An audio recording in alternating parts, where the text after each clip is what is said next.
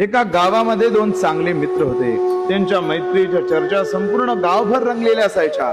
प्रत्येकाला वाटायचं की मैत्री असावी तर अशी.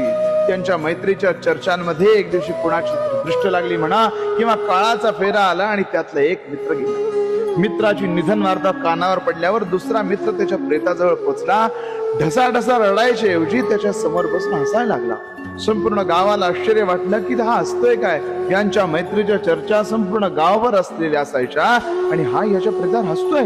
हे बघून सगळ्यांना आश्चर्य वाटलं म्हणून त्यातल्या एकानं पुढे जाऊन विचारलं, बाबा काय झालं, कशासाठी हसतोयस? तेव्हा तो म्हणाला की अहो, हाच मित्र माझ्या आयुष्यात होता की जो मला कायम सांगायचा की हस. किती संकट येऊ देत, किती दुःख येऊ देत, किती यातना येऊ देत, किती वेदना होऊ देत, तू हसत राहायचंस. मित्रांनो, त्या मित्राला त्याची वेळ गेल्यावर, त्याचा मित्र गेल्यावर कळालं की ह्या मित्राचं आपल्या आयुष्यातलं स्थान काय होतं.